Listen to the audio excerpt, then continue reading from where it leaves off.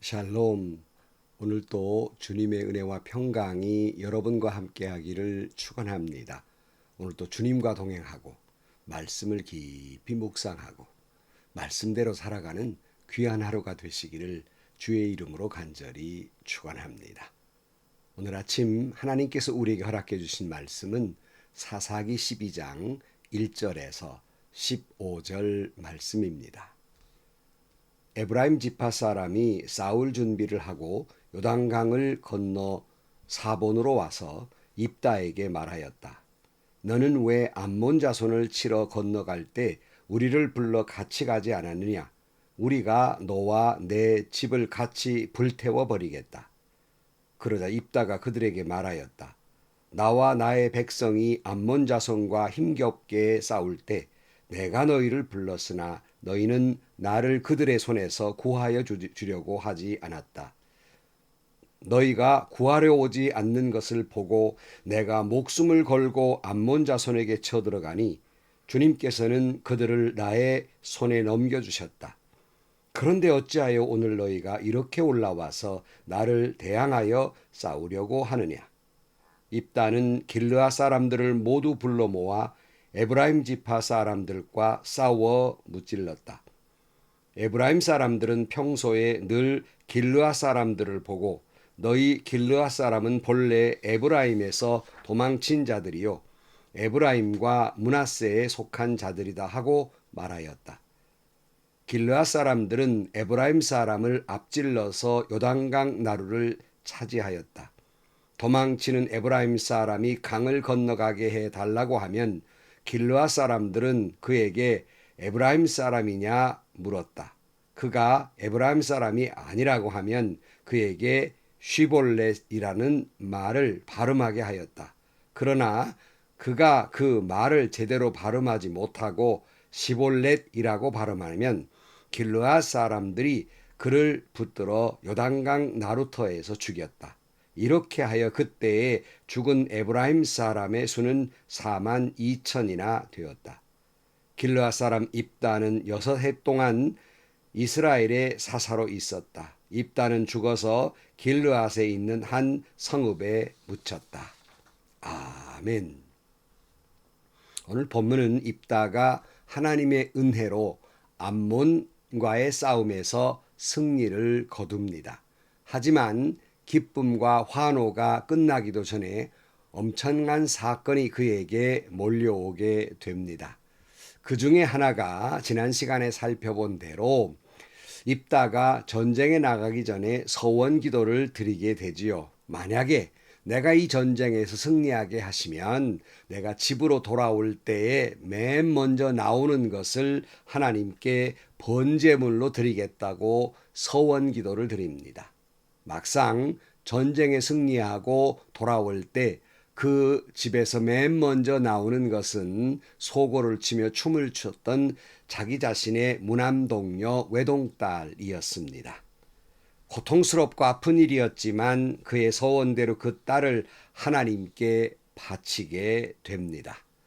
엄청난 고통이 끝났으니까 이제 어떻게 행복이 시작될까 하는데 또 다른 엄청난 사건이 밀려오게 됩니다. 그것이 바로 1절 말씀입니다.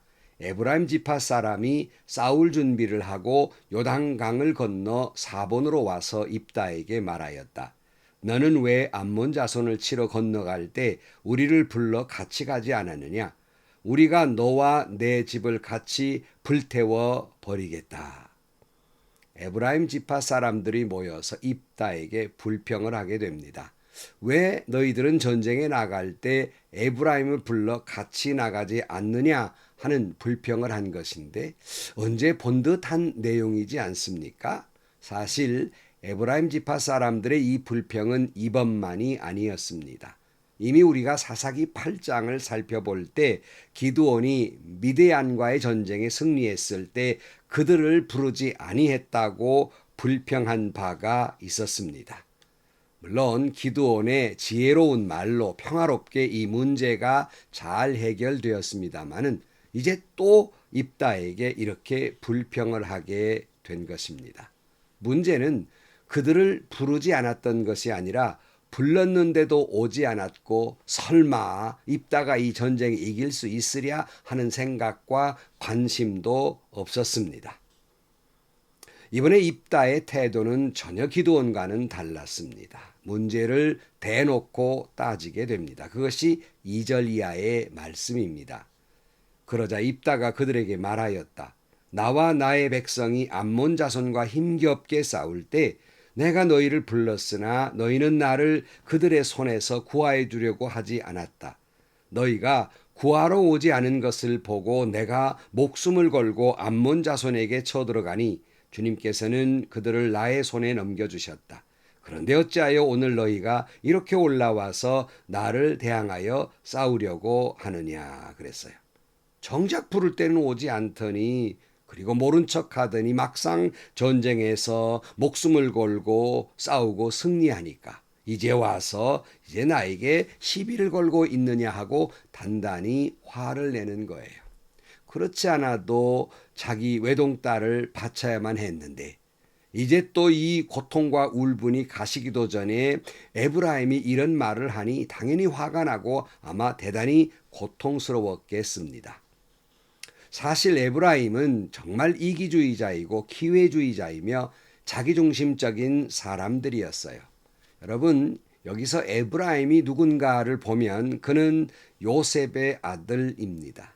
야곱이 축복할 때 오른손을 얹어서 축복해 준 지파입니다. 차자이지만 장자의 축복을 받은 우월감이 있고 여러분 에브라임 지파 그는 그 속에는 여호수아가 있었습니다.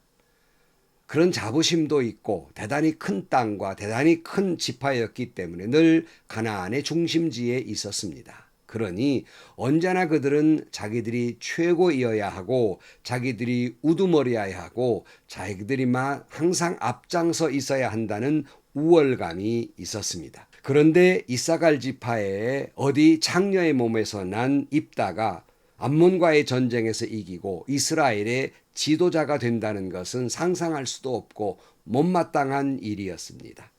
사실 에브라임은 수고도 하지 않은 채 영광만 차지하겠다는 심산과도 같습니다. 교회 안에서 보면 이런 사람들이 꼭 있어요. 늘 항상 자기가 중심이어야 하고 자기가 스포트라이트를 받아야 하고 늘 자기 의견대로 돼야 한다는 생각을 가지고 있는 이런 분들이 있어요.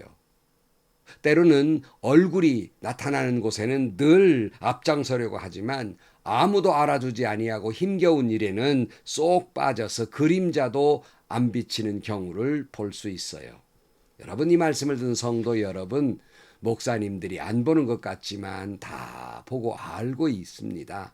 여러분, 자녀들이 아무리 아닌 척해도 그 부모는 아는 것처럼 목사님들은 다 잘 알고 있어요. 아니, 목사님들이 안 되는데 하나님이 얼마나 잘 알고 계시겠습니까? 여러분, 이 점을 잊지 말아야 합니다. 여러분, 수고는 내가 하고 영광은 하나님이 받는 것이지 수고는 네가 하고 영광은 내가 받겠다고 하니 이건 신앙인으로서 바른 태도가 아닙니다. 이런 것 때문에 교회 안에 다툼이 참 많지 않습니까? 서로 내가 공로가 크다고 공로주의에 빠지고 논공행상처럼 내가 공로가 많으니 당연히 우리 교회 안에서 직분자가 되어야 한다고 당연히 내가 직분자로서 뽑혀야 한다고 생각을 하고 안 되면 분해하고 서운해하고 시험 들고 교회마저 안 나오는 경우를 볼 수 있습니다. 오래전에 제가 섬기던 교회에서 참 교회가 초창기에 많은 어려움이 있어서요. 제가 막 부임하자마자 정말 많은 어려움이 있었는데 하나님의 은혜로 그 어려움을 극복하고 부응하게 돼서 직분자를 세우게 됐습니다. 그런데 어떤 분이 본인이 원하는 대로 직분자가 되지 못했습니다. 근데 그분의 화낸다는 소리를 듣고 깜짝 놀랐어요. 그분의 논리는 이런 겁니다. 밥 다 차려놓으니까 어느 놈이 숟가락 들고 달라드느냐 뭐 이런 태도였다고 합니다. 그러니까 내가 공로자인데 왜 이제 나중에 온 사람들이 또 이런 직분자로 나는 떨어졌는데 높은 자리에 올라갔느냐 하는 그런 불평이지요. 저는 성도들이 그런 생각을 한다는 것이 너무나 놀랐습니다. 여러분, 그것이 제가 섬기던 교회만 일입니까? 그것이 저만 경험한 겁니까? 여러분, 교회에서 흔히들 볼 수 있는 일들이 아니겠습니까? 부끄러운 일입니다. 야고보 4장 1절 말씀에 무엇 때문에 여러분 가운데 싸움이나 분쟁이 일어납니까? 여러분의 지체들 안에서 싸우고 있는 육신의 욕심에서 생기는 것이 아닙니까? 제가 섬기는 교단의 총회에 참석을 했는데요. 총회 도중에 안에서 여러 가지 시끄러운 소리가 나니까 밖에서 지나가던 정경 총회장님 중에 어느 분이 이런 한마디를 하시더라고요. 저거 다 저렇게 그 큰 소리 치고 싸우는 건 다 자기 욕심 때문이라고. 무슨 말입니까? 무슨 진리의 문제도 아니고요. 주의 영광을 위해서도 아니라 다 자기 욕심 때문이라는 거예요. 여러분, 이 말씀 듣는 여러분, 그것이 아니라고 말할 사람 누가 있겠습니까? 교회 안에서 일어나는 불협화음과 다툼이 정말 진리의 문제입니까? 정말 하나님의 영광을 위한 문제입니까?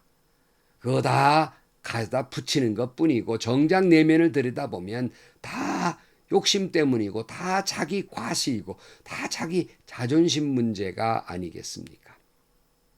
한국 교회 교단이 많이 갈라졌습니다. 물론 겉으로는 신학적인 문제를 들고 있지만 내면은 다 욕심의 문제예요. 교권 다툼이고 거기에는 물질의 문제가 언제나 개입되어 있습니다. 이거 변명할 도리 없습니다. 이거 부끄러운 일이에요. 이거 회개해야 할 일들입니다. 본문에 보면 입다는 이 일을 무섭게 처리하게 됩니다. 4절 말씀, 입다는 길르앗 사람들을 모두 불러 모아 에브라임 지파 사람들과 싸워 무찔렀다. 에브라임 사람들은 평소에 늘 길르앗 사람들을 보고 너희 길르앗 사람은 본래 에브라임에서 도망친 자들이요 에브라임과 므낫세에 속한 자들이다 하고 말하였다. 길르앗 사람들은 에브라임 사람을 앞질러서 요단강 나룻을 차지하였다. 도망치는 에브라임 사람이 강을 건너가게 해달라고 하면 길르앗 사람들은 그에게 에브라임 사람이냐 물었다. 그가 에브라임 사람이 아니라고 하면 그에게 쉬볼렛이라는 말을 발음하게 하였다.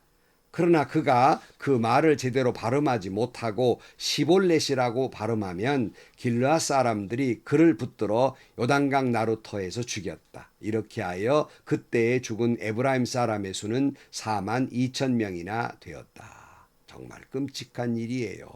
1, 20명도 아니고 4만 2천 명이 그렇게 죽었어요.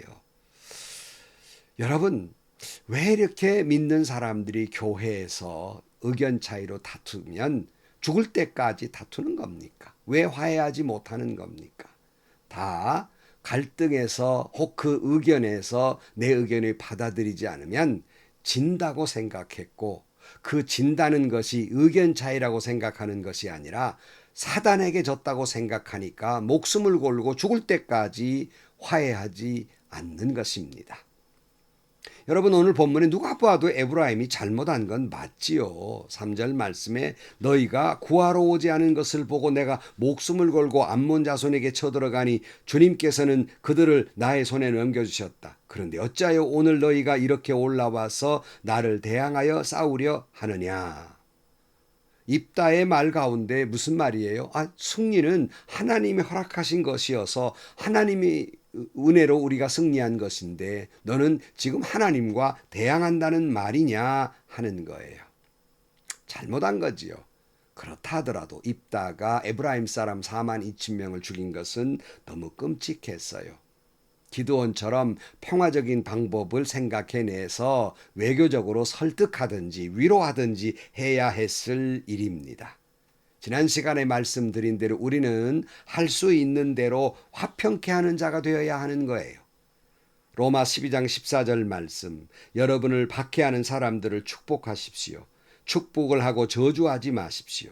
기뻐하는 사람들과 함께 기뻐하고 우는 사람들과 함께 우십시오. 서로 한 마음이 되고 교만한 마음을 품지 말고 비천한 사람들과 함께 사귀고 스스로 지혜가 있는 체 하지 마십시오. 아무에게도 악을 악으로 갚지 말고 모든 사람이 선하다고 생각하는 일을 하려고 애쓰십시오. 여러분 쪽에서 할 수 있는 대로 모든 사람과 더불어 화평하게 지내십시오. 그랬어요. 더욱이 에브라임 사람을 죽이는 데 더 가관인 것은 바로 이 지방색입니다. 그러니까 지방마다 발음을 할 수 있는 발음이 있고 발음을 못하는 것이 있는데 저희들도 참 차이를 잘 모르겠지만 시볼렛과 시볼렛이라고 하는 발음의 차이로 사람을 가려내는 거예요. 여러분 경상도 분들이 쌍시옷 발음이라든가 중모음을 잘하지 못해서 쌀을 살이라고 하거나 의를 어라고 발음하는 것처럼 이렇게 이것을 물어봐서 이 발음을 가지고 에브라임 사람을 찾아내서 죽였던 것입니다. 여러분 지금 이 나라를 망치고 있는 것 가운데 하나가 뭡니까? 우리가 남이가 하는 지방색 문제가 아닙니까? 사실은요 세상 정치 문제뿐만 아니라 교계도 마찬가지예요. 총회도 마찬가지예요. 못만 나면 우리가 남이가 하면서 경상도 전라도 따지고 싸웁니다. 서울에는 전라도 사람들이 중심된 교회가 있어서 경상도 분들이 그 교회 가기가 꺼려지고 또 경상도 분들이 중심이 된 교회가 돼서 전라도 분들이 가기가 꺼려지게 되고 어떤 분들은 이북 분들이 중심이 돼서 타지방 분들이 가기가 꺼려지는 그런 교회들이 있습니다. 이거 참 하나님 슬픈 일이에요. 이거 참 옳은 일이 아닙니다. 부끄러운 일이에요. 세상 사람들이 알면 얼마나 부끄러운 일이겠습니까? 여러분, 교회가 이래서 되겠습니까? 총회가 이래서 되겠습니까? 할 수 있거든 모든 사람과 더불어 내 편에서 먼저 평화롭게 살아야 합니다.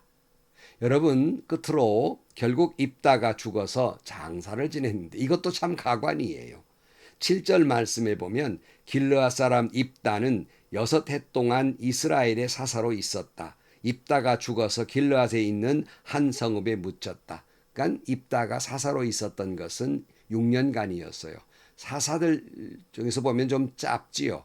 왜 짧으냐? 학자들에 의하면 외동딸을 먼저 저렇게 하나님께 바쳐버려서 그 스트레스가 아마 그를 이렇게 일찍 죽게 만들었다. 뭐 이렇게 해석하는 분도 계신데요. 문제는 죽었는데 성 밖에 묻어야 되지 않겠습니까? 그런데 성 안에 묻혀서 기념을 삼고 있습니다. 마치 이것은 그 권력이나 목회지를 대물림하는 것과 같습니다. 때로는 정말 존경할 만한 저도 그렇고요. 목사님들이 계세요. 그분들을 정말로 존경하는 건 좋지만 그렇다고 그분들을 기념해서 건물을 세우는 것이 과연 옳을까요? 아무개 목사님 기념 수련관, 아무개 목사님 기념 교회, 아무개 목사님 기념관. 여러분, 이거 하나님이 원하시는 일일까요? 이것이 하나님께 영광이 되는 일일까요? 이것이 신앙적으로 옳은 일일까요? 다시 말씀드립니다. 수고는 내가 하고 영광은 하나님이 받으시는 것이고 기념은 하나님만 기념되어야 하는 것이 아니겠습니까? 우리 모든 목회자 여러분, 목회자는 마지막 모세의 모습처럼 그 무덤도 모르게 사라지는 것이 은혜스러운 일이 아닐까요? 지지하게 자기 목회 자식에게 물려주거나 교회의 돈을 빼내서 자식에게 교회를 차려주거나 뭐 이런 짓을 해서야 되겠습니까? 부끄러운 일입니다. 말씀을 마칩니다. 성도 여러분, 에브라임 지파처럼 원망과 불평하는 것은 습관이 되고요. 이것이 인격이 됩니다. 이래서는 안 됩니다. 예수님 인격 닮아야 하지 않겠습니까? 그럼에도 불구하고 할 수 있는 대로 내 쪽에서 먼저 모든 사람과 더불어 평화해야 하겠습니다. 그리고 다시 말씀드립니다. 수고는 내가 하고 영광은 하나님이 받으시게 하는 저와 여러분들이 되시기를 주의 이름으로 간절히 축원합니다. 기도하시겠습니다. 은혜로우신 아버지 하나님, 참 저희들 부끄럽게 그저 자기중심적이어서 원망도 하고 불평도 하고 나만이 대장 노릇하려는 이 어리석은 것을 용서하여 주옵소서.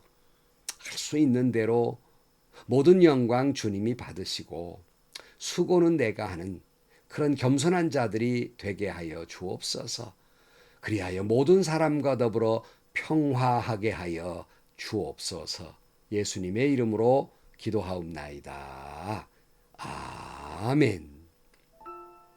여러분, 다시 말씀드리지만 자꾸 원망하고 불평하는 것 나도 모르게 이게 습관화됩니다. 습관이 인격이 돼요.